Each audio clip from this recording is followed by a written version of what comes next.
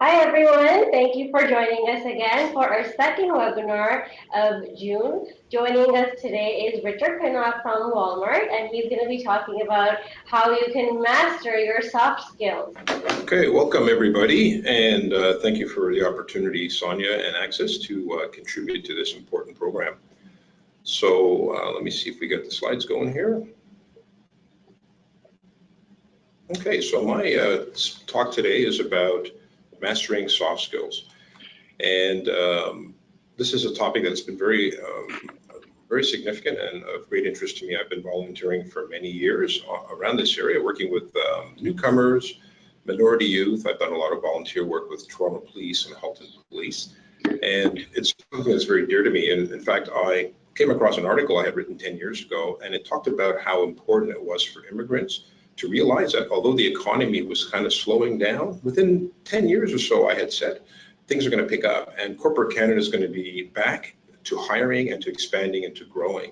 And while our immigration policy mandates, using our point system, that we have immigrants to Canada that are highly skilled, highly educated, and so on, what's going to be the differentiator is the degree to which you have mastered soft skills. So this is something I said 10 years ago. I came across the article maybe about a year ago, and I realized, wow, this is really coming into fruition. So I've been involved, joining with the Local Employment Planning Council and a number of other initiatives, and I'm really passionate about trying to do what I can to assist you so that you can reach your full potential here in Canada. So again, welcome, and we'll have some questions at the end.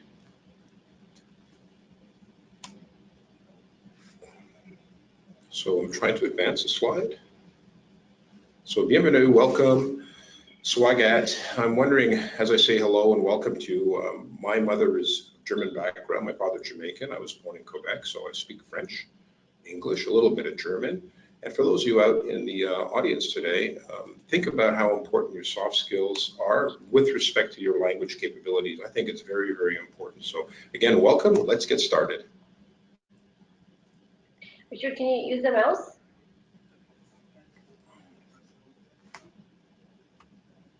There we go. Okay, so a little bit about my background. I'm currently Senior Manager Diversity and Inclusion at Walmart Canada. Very large employer, largest in the world with 2.3 million employees globally. We operate in 27 countries, but I'm really here as a member of the Local Employment Planning Council, which I'm a volunteer on the central planning table. Prior to Walmart, you can see I worked at York University, PricewaterhouseCoopers, where I led the diversity and inclusion program. Inroads, a not-for-profit organization that focuses on placing visible minority and Aboriginal youth into paid summer internships with Fortune 500 companies. Client Logic, which is an Onyx company, Royal Canadian Mint.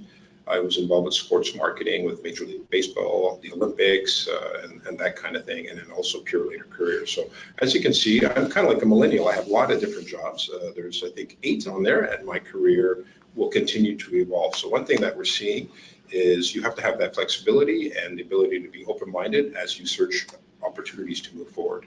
The objective of today's session is to identify specific ways for you to translate and activate soft skills to help achieve the collective goal of fully utilizing Canada's pool of talent.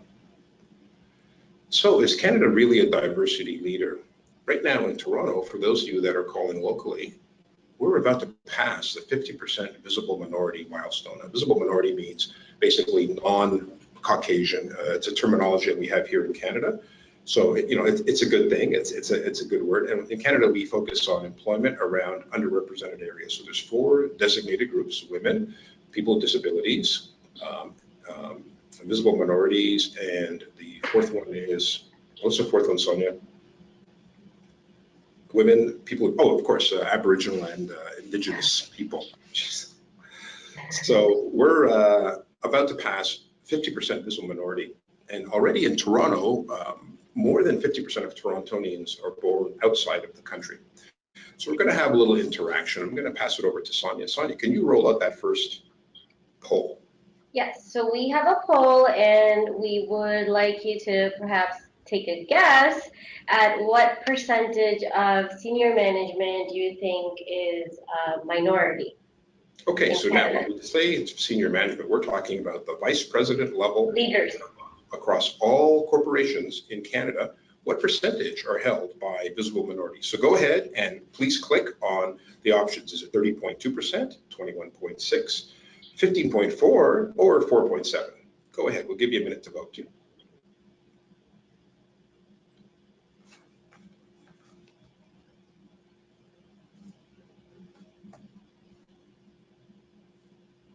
Okay, and Richard, can you see the results? I don't see the results. Oh, so next. They should be on your right.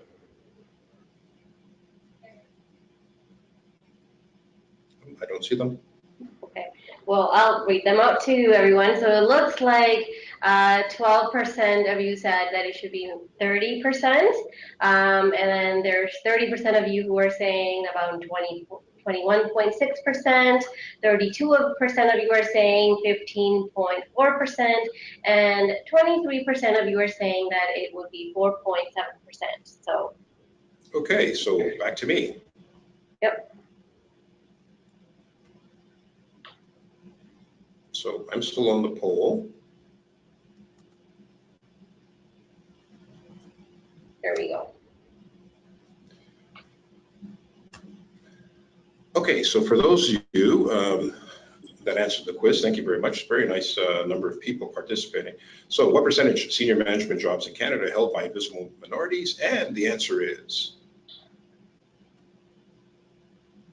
4.7%. So that's a bit of a surprise. Quite often when I do these seminars and we do these talks, people say, well, you should stress, because many people on the calls don't understand.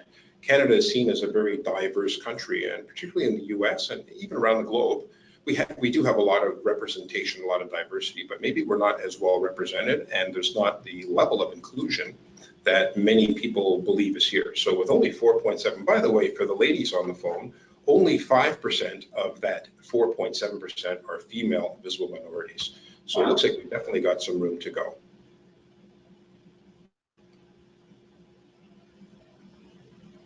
I'm trying to advance.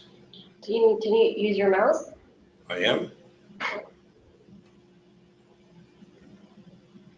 Okay, so 3 fundamental principles that everyone has to be aware of. Canada obviously is becoming more diverse. Engaging all of Canada's diverse talent is critical to the future prosperity of our country. This creates unprecedented opportunities and challenges for all stakeholders. Next slide. Yeah, the advance doesn't seem to be working for me here. Okay, when you look at the key stakeholders, I've been doing some research on what I call the triad of key stakeholders. So the first group is the ACCES, companies like ACCES, the service providers that really focus on guidance, counselors, training providers, that group, very, very important. The next group is the industry, or actually the employers. And you think that without the employers, we're not going to have the job. So they're also very, very important. And then finally, I think most importantly is the individuals, everybody that's on the call here. So you can see there's international agencies, market labor, funding agencies. It's very dizzying to navigate your way. So I think that the way to really focus your attention is to really think about what you can do individually as somebody who's seeking more gainful employment. Canada's growing diversity will continue to have a profound impact on all aspects of living and working in Canada. Advanced soft skills will dictate career opportunities across all sectors. So here's some interesting facts for you. Canada's changing diversity. Did you know that if you're 1 in a million, you've heard that expression, 1 in a million, in all over the place. If you're 1 in a million in India, did you know that there's 1.1 million people just like you? 25% of the population in China with the highest IQs. It's greater than the total population of North America and 10 times the total population of Canada. Basically, China and India have more honor students than Canada and the USA have kids. Things are changing. Did you know? Oh, we're going to have another pop quiz here. Sonia, can I ask you to put on that next survey? Yep. So this one asks you, as of 2018, what is the #1 English-speaking country? In the world. In the world. Okay, so again, I can't see the results, so you're going to have to manage that, Sonia. Yep. So I guess 27% people are saying UK, 14% of you are saying the US, 47% of you are saying India, and 12% of you are saying China. Okay, so if we could flip it back to me, please. There we go. All right, so actually China in 2018 has become the #1 English-speaking country in the world. So that means there's more people in China than in any other country who speak English. So these are some of the things, we have internationally educated professionals coming to Canada, and we're still not cognizant. So this is resulting in major changes to the workplace, to opportunities. There's lots of change on the go. Multi-language is very important. So let's look at population. During the course of this presentation, did you know that 6 babies are going to be born in Canada, 60 in the US, 244 in China, and 351 babies born in India? And I always wondered, like what's going on there in India? There's obviously huge market opportunities, product changes, baby diapers, and so on and so forth. But again, the world is not only changing in these countries, but globally, it's having an impact on Canada. Canada is probably the #1 destination still for people looking to travel and to realize their dreams and goals. Millennials are now the most culturally diverse generation in Canada, representing 37% of our labor force. So the younger people are getting it. We're starting to diversify, and in the future, we're expecting there's going to be more opportunity. But we're focusing on now, and we're focusing on you advancing and creating full opportunities to reach your full potential. Let's talk about the business case for diversity for a moment.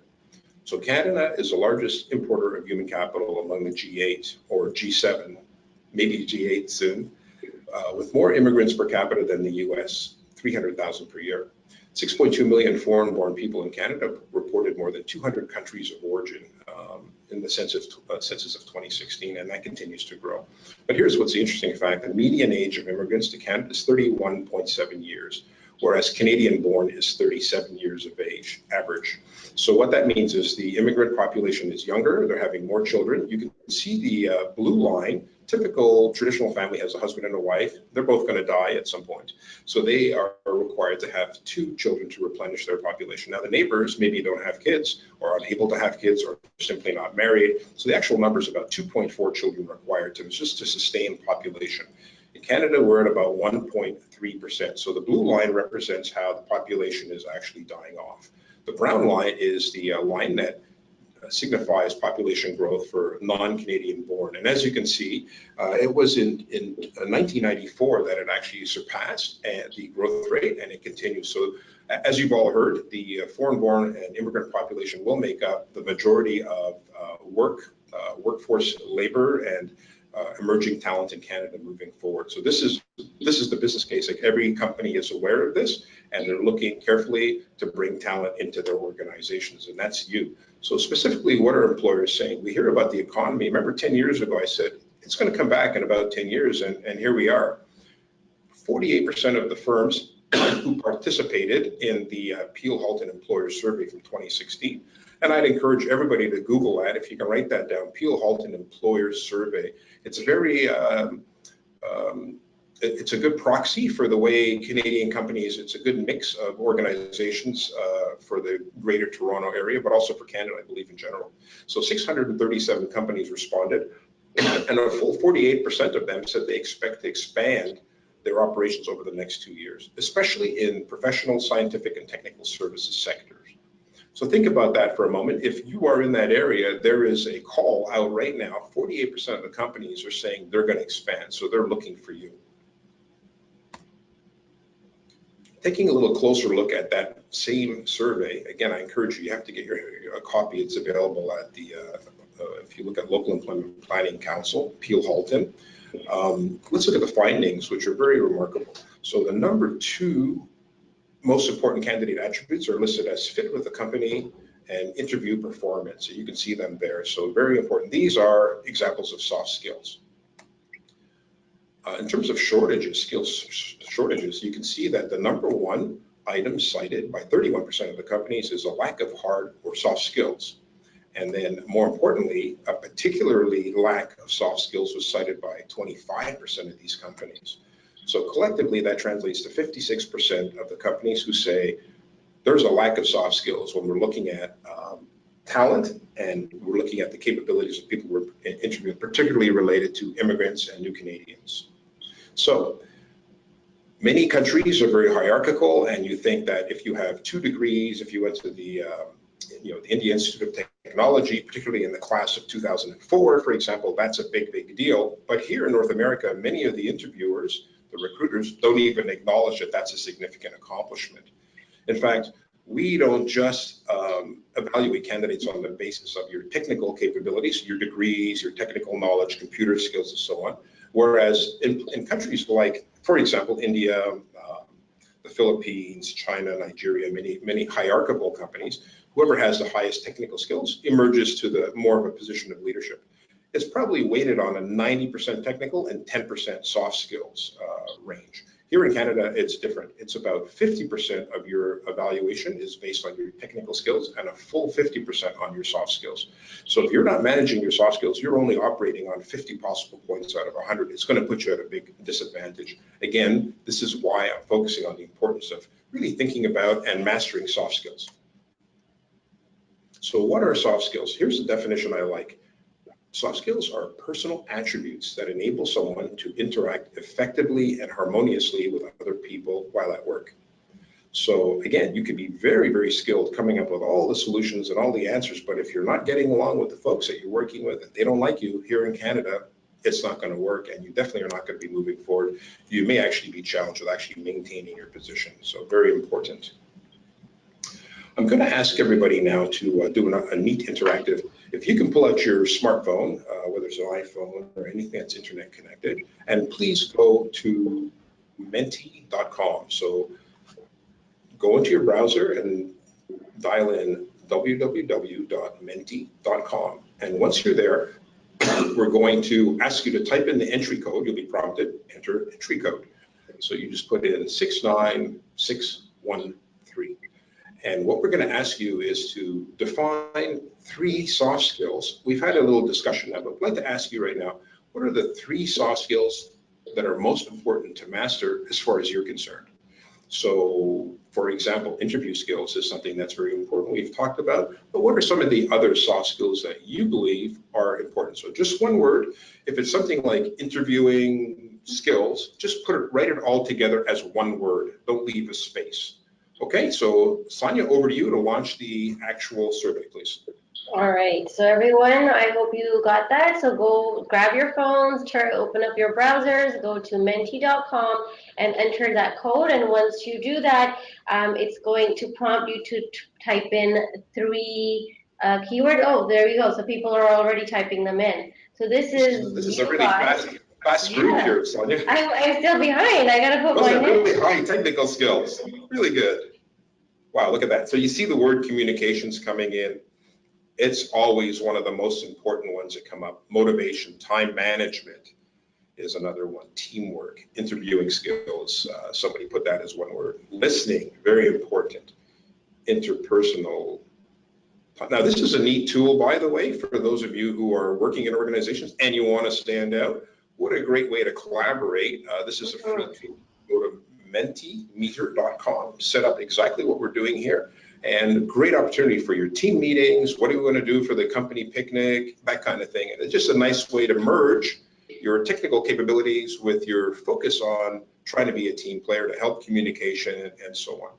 So we're getting lots of good answers in here. The way this works is every time it's repeated, so communication, teamwork, 2, 3, 4, 5, 15 times, this word cloud makes the word that much larger. So just by looking at this, we can see that teamwork is one of the popular ones, and communication still continues to be the most popular. So we'll let that go for another 30 seconds as you enter. There's 46 people that have completed this. We'll let it go for another 10 seconds, Sonia, and then we're going to move There's forward. about 85 of you watching, so let's get Pardon? everyone to, there's about 85 of them watching, so let's get everyone to participate. Yeah, well, maybe not everybody has a phone, but that's okay. But it's very cool to see, you know, what it looks like. This is awesome. Yeah, so this All is very right. neat. So, so you can see that communication, teamwork, and you know, many of these things. There's a whole raft. I think I'm counting about 45. So almost everybody has cited something different. So it shows you how wide and how diverse. So how are you as a potential candidate, how are you supposed to focus your attention when there's so many different things to focus on? So on that topic, Sonia, can we move forward? Thank you, everybody. There's 50 completes there. Can we look at the next survey question? So the next survey question is, how do you rate your soft skills? Would you say you're in the bottom group based on the people that are on the phone? Now, you haven't met everybody, you haven't seen, you see that they're very fast and you've seen some of what they're thinking about on that last word cloud. Would you say you're in the bottom group? Would you say you're in the middle group? Or would you say you're in the high group? So again, look at those survey answers coming in. We're up to 36. Let's see if we can pass 50 again really quickly, folks. Yeah, so everyone just go back to your browser on your phone, and you're on the second screen now. Yeah. So menti.com, type in 69613, and you'll see this slide. How do you rate your soft skills? And you have three options. Either the bottom, you're in the bottom group, based on the people on this call, you're in the middle, or you're on the top group, or in the top group. All right, so we've got 52 submissions. Thank you very much. Thank you very much. So now let's see the results. Oh, look at that. So there's 3 people that are in the low, 37 people that are in the medium, and 15 people. So you can see that's kind of, oh, there's 4 now. It's kind of a skewed bell curve. You can see Sonia, if you can note those numbers, 4, yep. 38, and 16. And now you'll pass it back to me, please. 4, 39, 16. All right, excellent. So it's interesting.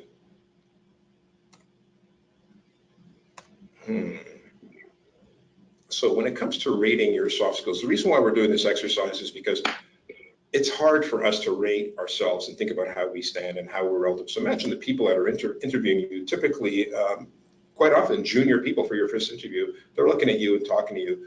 Everything in life, whether it's your height, your weight, the ability to run fast, all these different considerations are normally distributed. I think most people understand. Typically, there should be 16%. Now, we have about 100 people, so there should be 16 people in that low group, and there should be 68%, which is 68 people approximately, and then in the high, there should be 16 people again. So you know what happens invariably when I share this? Almost nobody, maybe 3 or 4, so this is what I predicted. Most people think that the average is about that they're between the medium and high. So that's simply not possible. I mean, the normal distribution randomly of the people on this call, relative, I asked you, to the other people on the call, it should be a normal distribution. So the point I'm making here is even with, the idea of normal distribution, we are not accurate in terms of how we assess ourselves. Those 3 or 4 people that said they're probably in the low, it's good to be honest because we don't know exactly who you are. And there's nothing wrong with saying I'm low in this area. Most people are. As you see, the employers, 56% of them say that there's either a lack or a particularly strong lack in this area. Okay, so let's keep moving forward here. I am working on some research. MasteringSoftSkills.com is the website. And I'd invite everybody, not right now, but you can go afterwards and jot this one down, MasteringSoftSkills.com. What I'm doing is I have a job seeker survey. So you can go in and you'll find 30 skills that I've determined to be the most important. What's interesting, just above the employer survey, that's gone out. I'm going to have, my goal is 1,000 completed surveys, and it's across multiple sectors. So police, emergency services, private sector, public sector, education, and so on. So it's interesting to see that, for example, dealing with conflict is ranked as a very high soft skill, like a very highly important soft skill in certain sectors. Another example is the ability to get along with people who have different priorities than yourself. Within the police sector, they don't understand that. They're like, what do you mean? Like, we all have the same priorities. So that's not important, right? So if you're interested in getting into policing, emergency services, if you want to get into public sector, whatever, I think it'd be very interesting to take a look at what they rank as the very top skills. So everybody who participates in this survey will be receiving an executive summary of all the findings, and I'm going to superimpose what the job seekers, what you think with what the employers say, and it's a very neat piece of information. So again, I'd invite everybody to please go to that website, masteringsoftskills.com, and you'll participate in that regard. I'm then going to be sharing with that triad, right, with the employers, with the service providers, and most importantly, I think, with individuals like yourselves. Also, at the website, when you go there on the About Us, you can see there's a link where you can download these 30 soft skills. So you'll have that list. And furthermore, I intend to provide, and I'll talk about it in a second or in a couple of minutes, behavioral based questions that can help you prepare for interviews. So anyway, visit masteringsoftskills.com. This is my passion. I do this as a volunteer. I've engaged with many, many people, and I would very much welcome your input. So please check that out. So let's look, as of yesterday, I did a quick summary of the data that's come in, and right now we have about 600 completed surveys. So there are actually 6 categories plus a 7th, which is not really a skill, but more of an attribute. And these are the actual soft skills, which are listed among those 30 that were most highest ranked, the highest ranked, and in order. So for example, the first one, teamwork, which we saw, having a high degree of emotional intelligence, so being aware of yourself, not getting overly excited, was ranked as the highest. Client management, so the ability to listen, which we also saw on our word cloud. Ability to adapt, so the ability to anticipate and adjust to change. We talked about the global changes that are happening in the world. Here in Canada, our traditional managers, remember the 4.7% visible minority, so then everybody else, okay, is not quite comfortable or culturally attuned in terms of all the nuances, whether it be Ramadan, Eid, Diwali, et cetera, et cetera. So this is a big learning opportunity. Time management, being able to strategically prioritize. Communication, remember our big one, delivering presentations and public speaking, very important. And number 6, motivation and values, so being proactive to solve problems. And then finally, it's not a skill per se, but it is an attribute, and you'd be surprised the number of people that talk about how important it is to convey confidence and enthusiasm. And another subnote I always like to talk about is personal hygiene. So let's take a look at some of these things. So the first thing, we have an exercise here I'd like you to participate in. So everybody take a little quick breath here, and we're going to give you 3 minutes.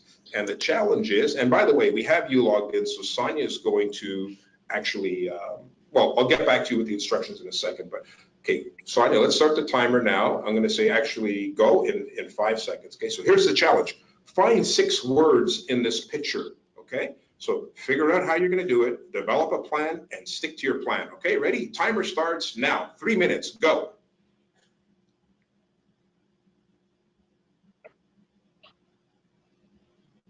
So these words are embedded in the photos. If you look carefully and you focus, you can see these words are hidden. There are 6 words. Write down the words, and we'll see. You can also take note of the time. We'd like to see how quickly you can find these 6 words. So we're down to 30 seconds. We've gone over 30 seconds. So we have 3 minutes? Yeah. Wow, you're very generous.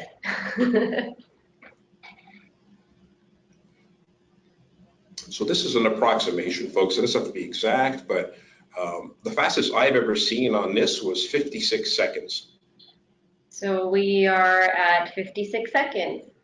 Okay, so if anybody's found all 6, just take a note, 56 seconds. And Sonia, I think through the call, you can actually reach out to some of these folks when they logged in. So why don't we pick randomly? We're going to pick a few people and see what their time was, okay? So that'd be nice to get a little more interaction. Is that okay, Sonia? Sure. Okay, excellent.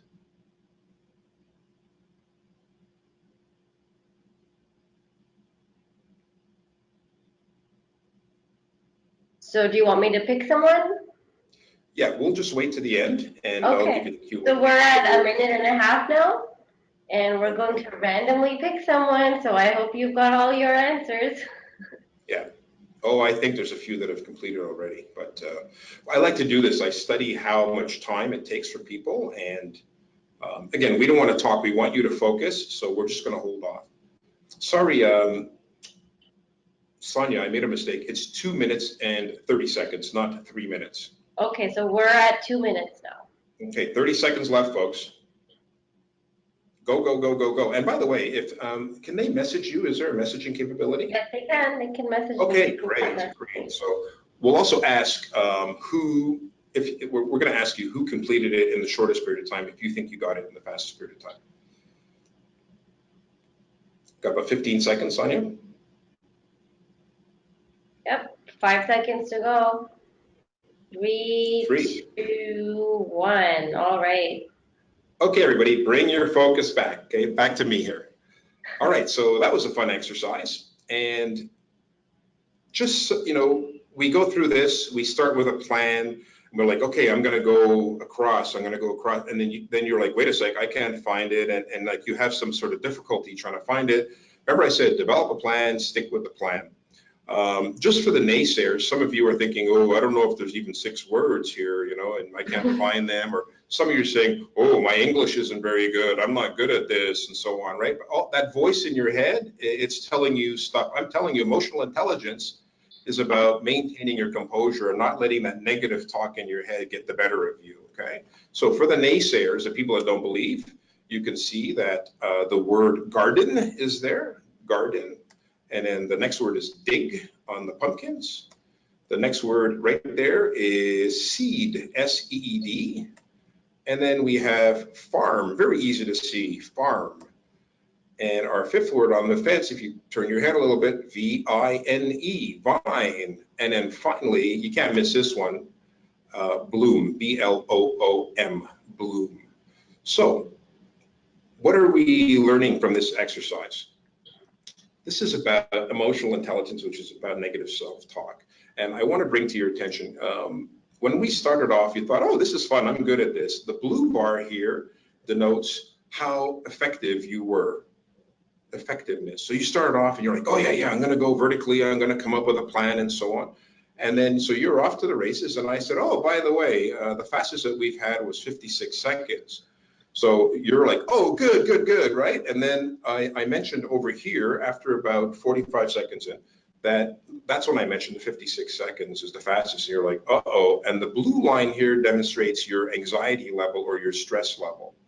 So what happens is it goes up. And then I said, oh, by the way, we're going to, Sonia, you can reach some of these people, right? We're going to ask them how they did. And then you're thinking, oh, no, like I can't find them. My English is very good. I'm going to look stupid. And your voice is all, what happens? Your stress jumped up and your effectiveness went down.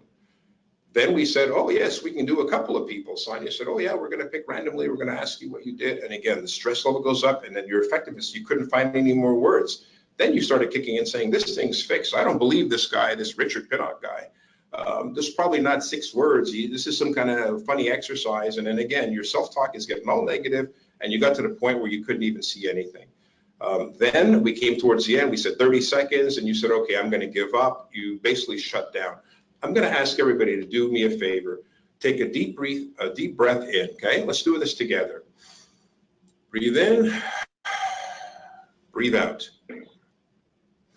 Breathe in, breathe out. Try to calm yourself. Breathe in and breathe out. Now, typically I would ask you to go back to the picture and invariably 50% of the people say, there it is, and I can find my 3rd or my 2nd or my 4th. We're not going to be asking you. We just said that to generate some stress for you. So what does this all demonstrate? It demonstrates that negative self-talk really rattles our confidence. When you're in for an interview and you're like, oh yes, I'm going to do this. I have all my answers. I'm going to really do well. And you're thinking, and they start asking you questions and you're like, what? And then you get thrown off and then you lose your confidence and you're distracted and so on. Remember, the thing to do, breathe in, breathe out. Get your focus. Remember, this is important. 50% of your evaluation is based on your soft skills. Interview skills is one of the most important factors. So write that one down. Emotional intelligence, particularly during interviews, very, very important. Let's take a look at another one. Okay, client management, the ability to listen. There's many different models for listening. So this is one that I like, and basically pay attention. So give your speaker your undivided attention. Okay, and you can see it with my eyes, like, again, I'm exaggerating, but you want to give your undivided attention. You have to show that you're listening. Use your body language to convey your attention. Yeah, that makes sense. Oh, right. Like it looks like I'm listening. Okay. Confirm by paraphrasing. Okay, so let me see if I get this straight.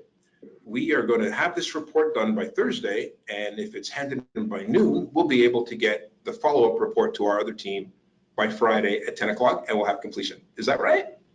Right? So you confirm by paraphrasing, and the person, yeah, it's exactly right. This guy's listening. Defer judgment. Okay, again, many of us have very high technical skills, and you're thinking, this plan's not going to work. This person doesn't know how to do the retro perspective, blah, blah, blah. So you're going to show how smart you are. No, no, no, no, no. This is not going to work. Blah, blah, blah, blah, blah. It doesn't sound like you're listening, even though you may have a better solution. We don't care about your solution. 50% technical, 50% soft skills. Defer judgment. Show interest, right? Interrupting frustrates the speaker. And then finally, respond appropriately. Active listening is a model for respect and understanding. So let's say there was something wrong with the thinking, the process wasn't right. You'd say, I'm just wondering on that process, maybe should we think about if there's any better ways to do it? And then once everybody's on your same page, then you have an opportunity to demonstrate your technical skills, okay? But the thing you're really demonstrating is that you are able to listen, okay? And this was the #2 ranked thing. Don't get in there, and you're gonna tell everybody what to do because they're not gonna like you, okay? It doesn't work. Here's the next one, ability to adapt. So we talked about change. So just to give you some high level information here. Recent Forbes survey of 1,000 American baby boomers, 50 years and older, 41% of us spent 20 years with the same company. And in that, 18% stayed at least 30 years. Okay, you do the math on that. It's an average of 3.5 jobs over the course of our working lives. As I said, I'm more like a millennial. At the same time, 91% of millennials born between 1977 and 1997, if some of you have children, some of your kids will be in that group, they expect to stay in a job for less than 3 years, right? That means they'll have an average of 16 jobs over the course of their working lives. Imagine as an employer, we're like 3 years. Normally it's you have to do this job and get promoted and do this and so on. Especially when you look at soft skills, you have no time to waste. You have to get in, you have to excel, you have to demonstrate. Not only do you have technical skills, but you have the soft skills to take that promotion. The new workforce, 37% of the workforce, millennials, they only plan to be there for 3 years and they're not going to be waiting around. Very stressful for the companies to focus and to adapt to. If you can demonstrate that you can adapt to this kind of change, those are one of the leadership skills that are very, very important. #3 listed here. Here's another one. In 20 years, in the 20 years since 1995, just for the techies on the line, internet usage has increased from 0.4% globally, the world population, to 46.4%. That's 16 million users in 1995 to 3.34 billion users in 2015. That's an increase of 11,600%. Think of the impact that has on business plans, strategies. For those of you that are technically oriented, just say, that's no problem. I love change. Okay? That's what I thrive in. I love change. I adapt to change. When you're having an interview, don't talk about the code. Okay? Talk about your ability to adapt. It's natural for you. It's normal, and this is what you love. Okay? Here's the next one, time management. We've heard all sorts of courses on time management. I like a simple little graph here. It's actually the Eisenhower decision matrix. You can look it up for those that want more information, but it's very easy. There's only 2 categories. It's either something is urgent or not urgent, and it's important or not important. So clearly, if you have a task while you're at work, and this applies to your family life as well. If it's not urgent and it's not important, eliminate it, okay? No time to fool around on that. If it's not important but urgent, you have to delegate it to somebody on your team, right? If it's not urgent but important, you have to start planning a significant commitment to completing that in a timely manner. And then most importantly, if it's urgent and important, you have to do it, and you have to do it now. Okay, so you come to your job and you say, oh, time management is one of my strengths. I love it. I love it. I really focus on urgent and I focus on important. That's what I do. That's what I thrive in. And anything that's not urgent and not important, I eliminate it. I'm ruthless when it comes to that, but this makes me a good team player. And it's something, time management is something I love. I do it at home. I do it with my sports teams where I coach, et cetera, et cetera. Time management, it's one of your passions. Okay, so that's how you address that in an interview. Now, public speaking, communications we talked about, there's Toastmasters. If you're not familiar, I would suggest you go to toastmasters.org and check it out. I like to call it Brown Toastmasters because what's happening now is new Canadians, immigrants to Canada, are going and using this very tried and true, very old organization. It's very structured, very cost effective as well. And they're using it as an opportunity to practice their language capability. So obviously very important. And if you look at organizations like ACCES, again, I want to thank ACCES for the outstanding work that they're doing. You can see right on their website, language and business communication. There's a thing called the Talk English Cafe, and there's a number of other services that they offer. So get out there, practice your English, practice with your families. There's usually a correlation between people with high technical skills and, of course, higher levels of education, that English is fine, right? But you still have to have that confidence. It's not so much technical English, but it's that ability to joke around and to be relaxed as you're communicating with your colleagues. Number 6 is motivation and values, problem solving. So motivation and values will help you focus on solving problems, okay? So your motivation can't be just to show everybody on your team that you're smart, right? And if your values are that I want to be, the highest ranked, most technical person on the team, that's not going to go far in Canada. Remember, 50% technical, 50% soft skills. You have to remember that how you go about solving problems is as important, okay, as what your solution is. So before you say problem solved, make sure you're taking care of your team, make sure you're helping everybody to collaborate, make sure you're inspiring others, make sure you're taking time for those that don't understand maybe some of the technical aspects, that you are interested in sharing and being a team player. Remember, teamwork, very, very important.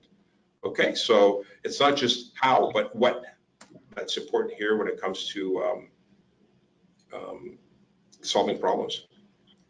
And then finally, when it comes to appearance, ACCES, other organizations, they have all the basic information, hair, beard, suits, ties, shoes, etc., eyeglasses.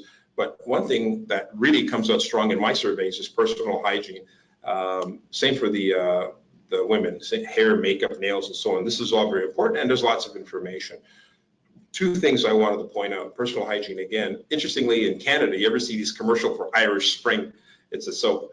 If you don't smell like Irish Spring, you're not getting the job, okay? So when you come to interviews, you have to focus on these things. Imagine all your education, your family, your children are expecting you to be supportive so they can go to school and they will get the good jobs. The millennials are going to take over the country.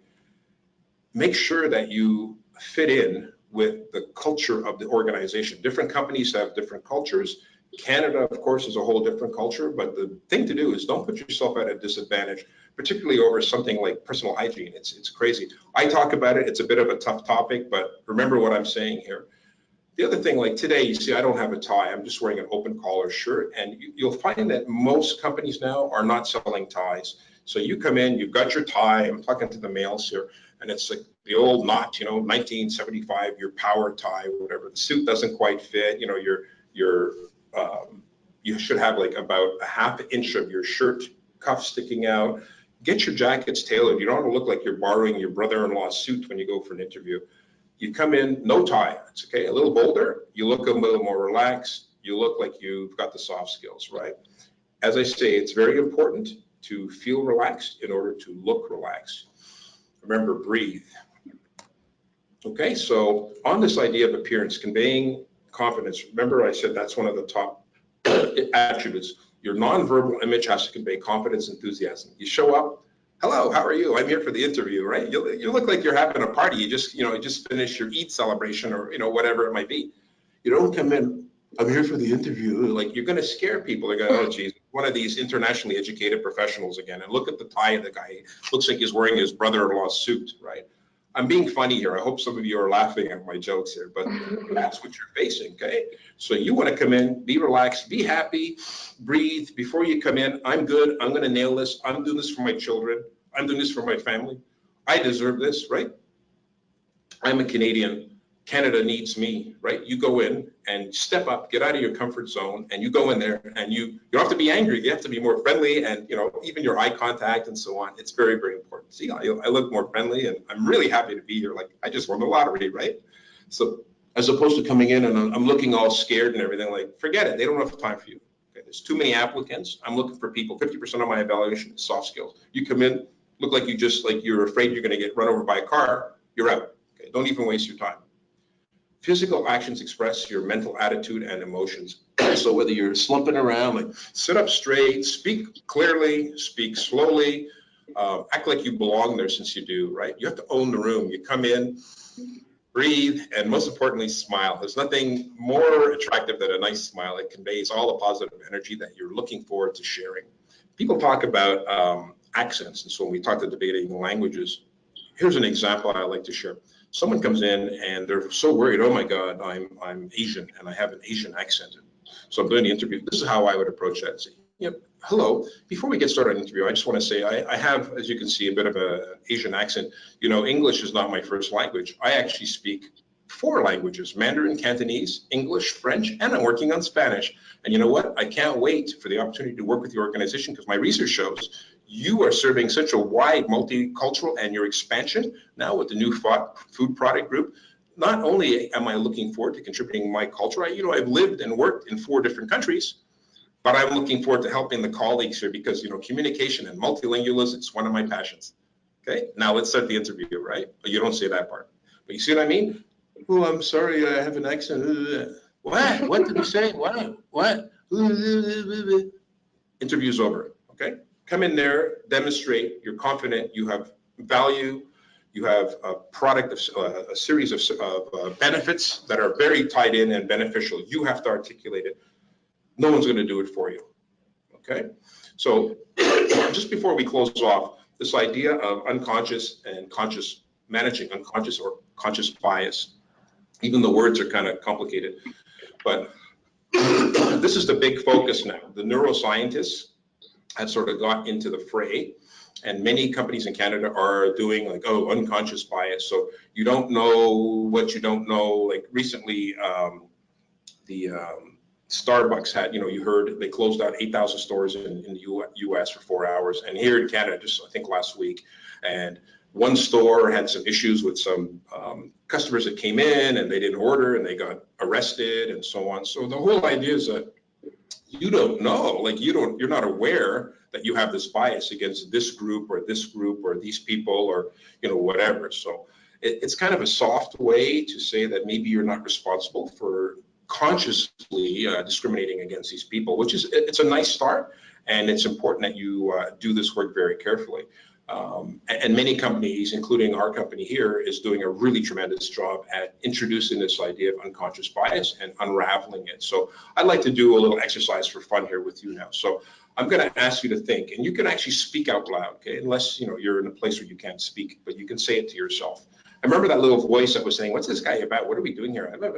I'm speaking a little fast because we have a time constraint, but I want you to control that voice. You're walking down with your friend, let's say your daughter or your sister. You're walking down the street, and some man comes up and says to your sister, "Your hair looks terrible. Like, what kind of a style is that?" You'd be like, "Hey, what are you talking about, man? Who asked you? What right do you have to come up with no one's asking you. You're being a bully, man. Like, what are you doing, right?" You couldn't control yourself. You'd step up and defend your sister. But when that little voice in your head says, "Hey, you know what? You're not good. Your English is not good," you just let it go, right? You don't even stand up for yourself, right? So if you're going to stand up for your sister, stand up for your kids, right? Stand up for yourself, stand up for your family. Take the lead on this unconscious bias stuff, okay? It's not that confusing. So let me ask you a question, and quiet that voice in your head, and let's have our own dialogue here. How difficult is it to program biases in people's head? Okay, what do you think? Difficult, not difficult?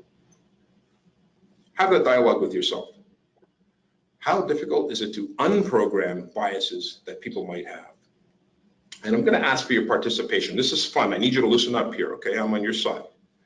So Bob Dylan, he plays guitar or music. He recently won a Nobel Peace Prize for folk music. Folk music. He's a great artist. I never actually saw him live, but he's been very influential here in the United States and throughout the world. So imagine Nobel Peace Prize through music. Interesting. So I want you folks to say with me 10 times the word folk, F-O-L-K, folk. All right, we're going to say it together, okay? I want you to say it out loud. This is important now, okay? Everybody, don't be shy here, okay? Go with me. Ready? At the count of 3. 1, 2, 3. We're going to say folk 10 times. Ready? Here we go. 1, 2, 3. Ready? Go. Folk, folk, folk, folk, folk, folk, folk. Okay, wait a second. You guys are not hearing me, okay? I want you to say this out loud 10 times with me. This is your time, okay? Please join me here. I need your help. Ready? 3, 2, 1. Folk, folk, folk, folk, folk, folk, folk, folk, folk, folk, folk, folk, folk, folk, folk, folk, folk, folk, folk. What do you call the white of an egg? Shout it out. What was that? What? Okay. I don't know about you, but I'm trying to advance the slide. Some of you said yolk.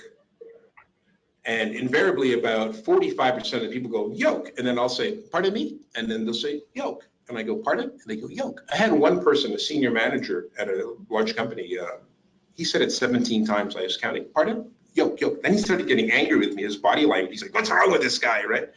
And I said, well, I thought it was called egg white. So it's very funny. You get a chuckle out of that. But look, in 10 seconds saying yolk, yolk, yolk, yolk, yolk, yolk, yolk, what do you call white of an egg? You say yolk, right? So we said folk, folk, folk, folk, folk, yolk. So this demonstrates how easy it is to program. So it's not difficult to program. Imagine you have 20, in some cases 30 years, your parents are telling you, oh, these people are this, or people that drive these cars, or people from India are this. All of this bias is in your head. So it's very, very, very difficult to unprogram. Believe me, if I can program you guys over the phone, in person it's much more fun because we get to yell out and everything. But I think this still illustrates the example that I'm trying to get across. So remember, next time somebody asks you, what do you call the white of an egg? Say, egg white. The neuroscientists talk about unconscious bias and managing bias. They say it's all about focusing on your core beliefs and values. And it should, I think it should be about understanding how your soft skills can help mitigate the negative impact biases may have on you securing viable career opportunities within the workplace. Okay, so people have biases. We're going in, we're doing an interview. Someone says, I have a bias, or they don't even say it. They might not be aware, maybe, okay? And they're like, I don't like this guy, or I don't like this lady. You know, I think they're from, you know, Sri Lanka, and Sri Lankans are not good at math or whatever, right? Some kind of bias that they have. So you have to come out there, you have to be strong, you have to be positive, you have to be energetic and enthusiastic, right? You're looking for a job, you're trying to take care of your family, you're trying to take care of your future, okay? Don't fool around with this. You come in, all your studying and all your technical stuff is meaningless. If you're being scored on a scale of 50, when everybody else has a possible 100 points, you're not going to get the job. Okay, so let's illustrate this. Everyone, I think, has seen this image here. You have, like, I'm asking you on the screen here to take a look just for a second. What do you see? So focus your eyes in there. What do you see? Some of you have seen this, so I've seen this already. Some of you haven't, but it's interesting. Take a look. You either see a young lady with a small nose and an eyelash on her ear. You can see her eye looking towards the bird over there. And she has like a plume, a feather on the top of her, coming out of her hair. Or some of you will see an older lady looking down. And you see she has a relatively large nose, her chin, and a fur collar and a shawl on her head, an older lady looking down. So it's interesting how your brain is kind of lazy. It's trying to be very effective. It either sees one or the other. Some of you are like, what? I still can't see the older lady, right? Again, I'll just leave it. You can see the younger girl, then you see the older lady. Younger girl, your brain doesn't want to waste time. It just says, hey, it's an older lady and don't worry about it, right? So if you haven't seen this, you know, that's interesting. There's another one that I've developed here, which is I find very interesting. So for those that have children or the avid readers, Harry Potter, you recognize him. He's got, I think this individual, Daniel Radcliffe, has, I think he's pulling up on 100 million viewers on Twitter. So he's one of the most popular faces, you know, on the planet. So when you see him, maybe you'd say, well, maybe he needs a bit of a shave if I'm sending him in for an interview. He looks, you know, but still good-looking guy. The guy looks good. I bet you he gets the benefit of the doubt that, oh yeah, he's probably smart and he's probably good. He's probably got good skills and everything, right? So look at that face. You think he's a good-looking guy? You think he looks fine? Everybody, yes, yes, okay. So keep your eye on him. And oh, wait a sec, something different with this here now, right? So your brain, because the picture's upside down, is not actually focusing on what's actually there. It's creating its own interpretation of what it thinks it's seeing because it's too lazy to actually take the time and really look. Okay, watch it again very slowly here. Strange looking guy, and at some point, your brain says, yeah, he looks great, no problem with him. And I'm gonna ask you one more time, really do your best, really focus now and see that trigger point when your brain says, no, sorry, there's something wrong with this guy. Okay, so watch, everything's fine. And at some point, you cannot control it. He looks strange. So this is the actual picture. It was just upside down. So what does this demonstrate? People say, oh, that's cool, like that's funny and it's interesting. What's the message I'm trying to convey? If you're in for an interview and you have somebody sitting there and they're looking at you and their brain is telling them that this is what I'm seeing, right? The opposite works as well. So they're looking at you and they're saying, this person's not going to cut it here. They don't fit. It used to be they have a lack of Canadian experience. That was what we used to hear all the time. Now we're hearing that they don't have the soft skills or they do not fit in. So what do you have to focus on? Don't keep talking about your 3 degrees or your 4 degrees. That's only 50%, right? What you have to do is you have to come in, you have to be enthusiastic, you have to overwhelm them. Colin Powell talks about the use of overwhelming force, right? You have to come in, you have to get out of your comfort zone, you have to be focused on your soft skills. That is the key to success. So now let's go through an activation plan. Sonia, can you give me a time check there? We're at 11:33. Okay, and how much time do we have left? We're a bit over time, but we can continue. Okay.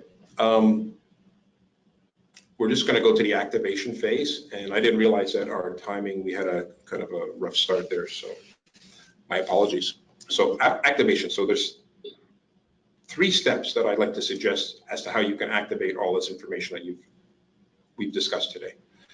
One is master behavioral interview technique. Number 2 is soft skills networking, and number 3 is mastering soft skills mentoring. Okay, so we'll go through these, and the first one is behavioral interviews. So at the website, you can get the top 30 skills, and you can do a self-assessment on yourself. There's a whole index, so you can rank yourself.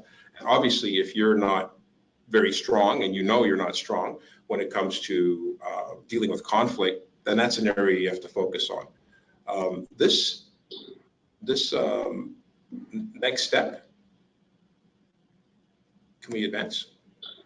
Okay, so on the website, if you go there, you will find the list of the 30 skills. So not only can you do the interview, the survey, but you can download all of the skills. So, and there you will find a self-assessment where you can rank yourself and come up with an index.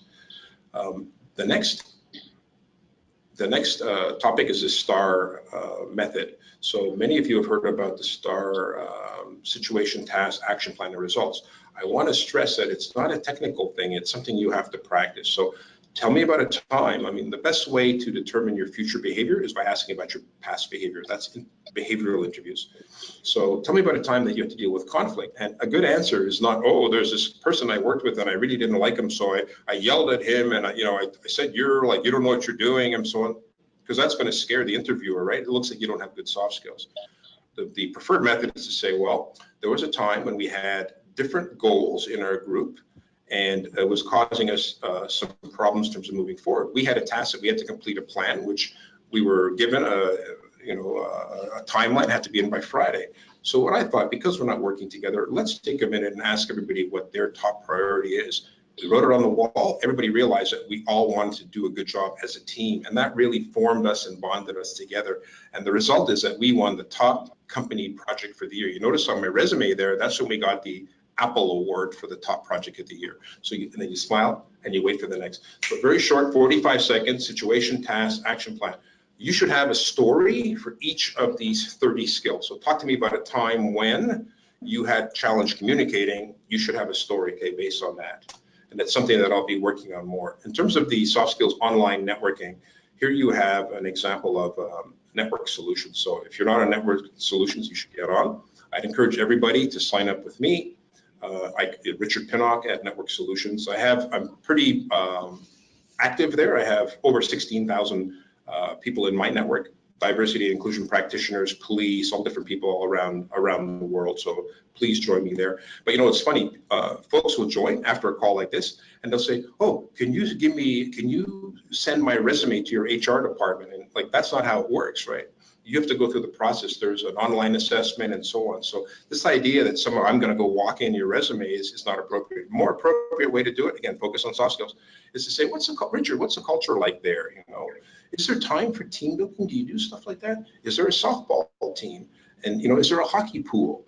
And if you're not familiar with hockey pool, softball, these sort of Canadian sports, I would say forget about cricket. Okay, cricket is growing in popularity and so on, but most of the people working, they're talking about the Toronto Blue Jays. Pick a team. Like, it's not that hard. Pick a team, learn who the players are, follow, like, whether it's the Raptors, Toronto Maple Leafs, whatever. Pick a Canadian team, and it's easy, right? It's very, very great way to join in on the conversations at work.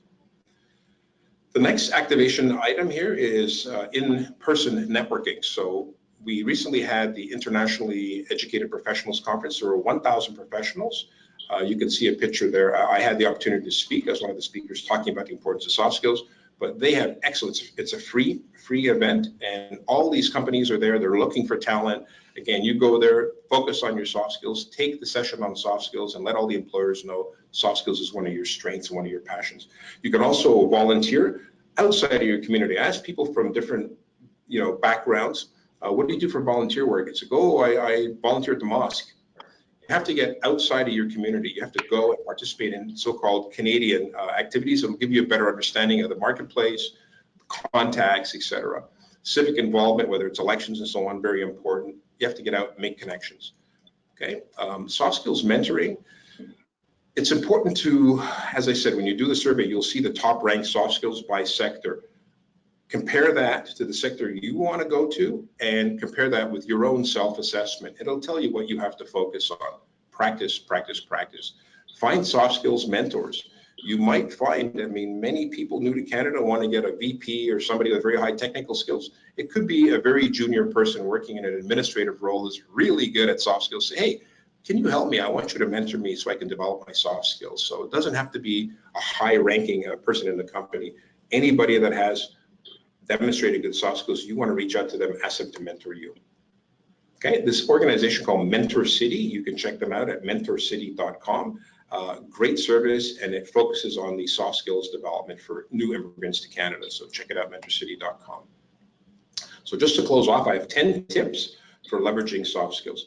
Number one, positive attitude shows confidence. Dress professionally and appropriately and try to feel relaxed, because if you feel relaxed, you'll look relaxed. Show appreciation for advice received. Say thank you. Hey, thank you. I really appreciate it. I'm trying to work out my soft skills. Tell everybody at your office, like, I'm going to become an expert on soft skills. It's my passion. It's my passion. Help kids in your community, outside of your community. Tell them how important this is. And your own kids. This is very, very important to their future success. Demonstrate interest in all Canadian cultures, not just your own. Be engaged. Be interested in other people. Listen more. Share multi-language capabilities, as I shared with you earlier. Excel at behavioral interviews, very, very important to counteract biases that you're going to no doubt be confronted by. Network with people with strong soft skills, very important. You could even start little groups and help each other, talk about what happened, what didn't happen, examples and so on, and become like an advisory group for each other. Find powerful and caring soft skills mentors. And finally, helping others succeed will help you succeed yourself. So if anybody would like any further information, you can reach me at rpinnock@masteringsoftskills.com. I'm available, open, and willing to interact with anybody. If I can help in any way, I make myself available. So thank you very much. And I believe we're back over to you. Thanks, Sonia. Thank you, Richard. That was a great presentation, and we've got tons of questions. So everyone, we're going to give you the floor. If you have any questions, please type them into the questions tab. And I'm going to... You're going to read the questions, Sonia? Yeah, I'm just waiting for everybody to start typing them in. And lots of thank yous here, so that's great to see. So, Coacher has a question, wants to know what is the reason for such a low percentage of visible minorities in senior management positions in Canada? Well, I think the short answer to that is that Canada has traditionally had a small representation of visible minorities. The visible minority population is about 22% across Canada. So we would expect at most 22%, but that's a recent phenomenon. Canada has been, basically an Anglo-Christian country for many, many, many years. And as such, the norm, the people that have 10, 15 years experience to get into those executive roles typically are not minorities. So we're making small advances, very, very slow. I'll cite out women. Of course, women are more than 50% of the population, and in senior management roles, women represent in Canada about 13%. On boards, it's about 11.5%. So typically the people on the boards who are mostly male and mostly not minorities, they're quite comfortable with people who look like them, who think like them, who act like them, who collaborate, who network with them, who play golf with them. And in many cases, you're not going to have this new emerging new Canadian group because you're not there, nor do you have the soft skills track record. You may have the technical capabilities, only 50%. Thank you. Someone has a great question, wants to know, do we have to mention soft skills on the resume? Like, is it directly or indirectly with examples? And also during an interview, how do you get the interviewer to focus on your soft skills? Like, how would you portray them?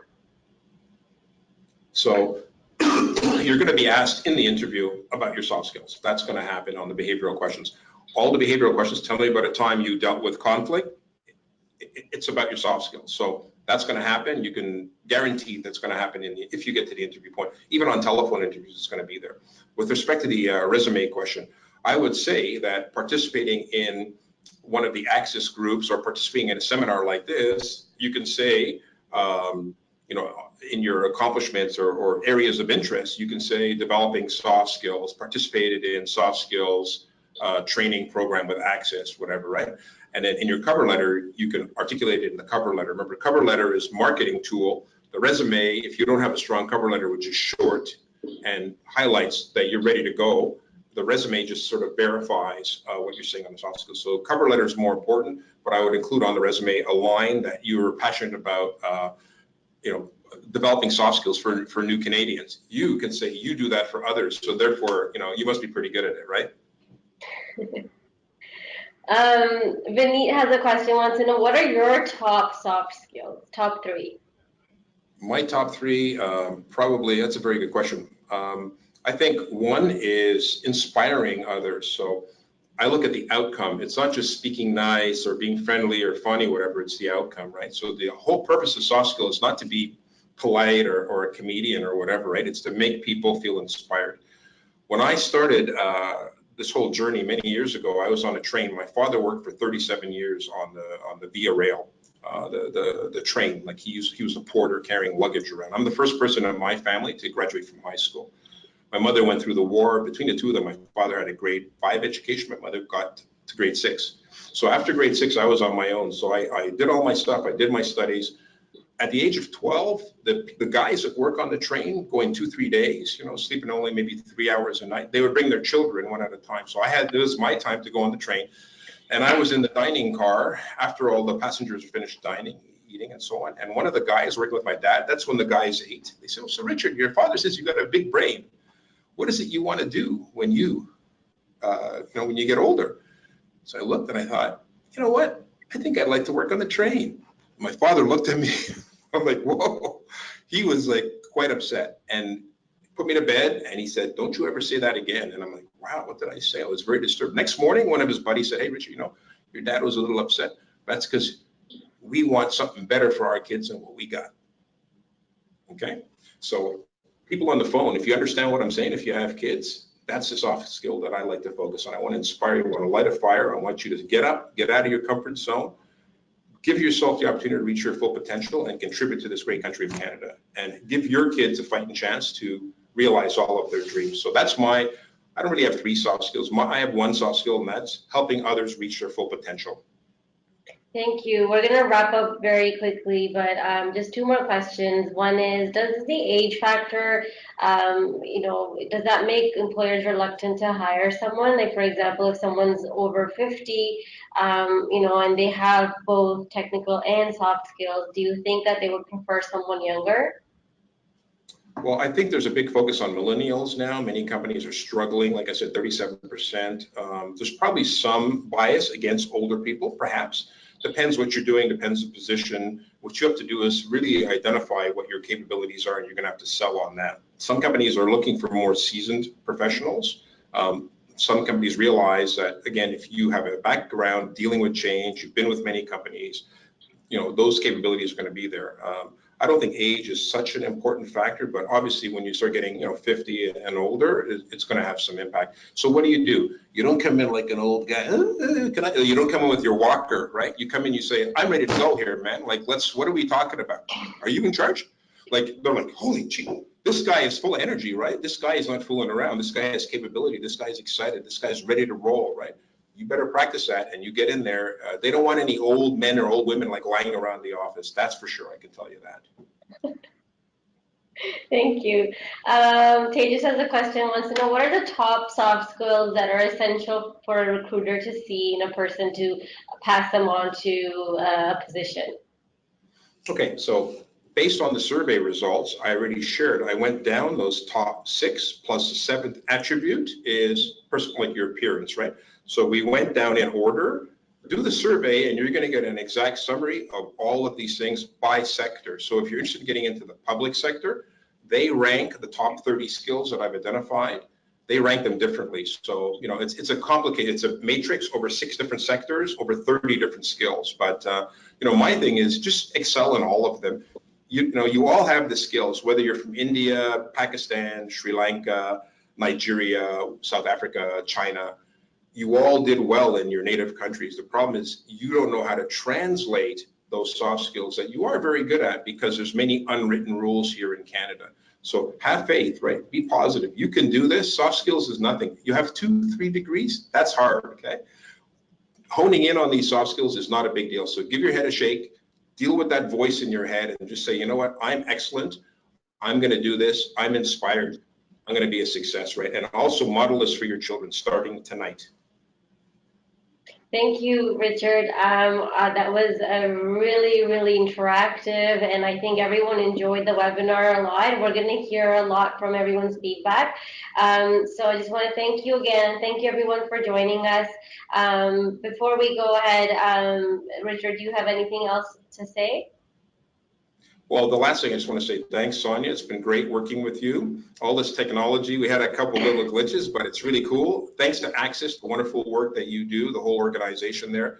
This is a great, great example of how publicly funded organizations like ACCES really reach out and make a difference. So everybody on the call, focus on ACCES, okay? They've got some wonderful stuff. There's wonderful people, and we all have a wonderful opportunity to be our best. So thank you very much. Good luck. Remember, our pinhog at masteringsoftskills.com. I return my emails almost immediately. He does. Well, thank you, Richard. I just need you to stay on just for maybe 30 more seconds.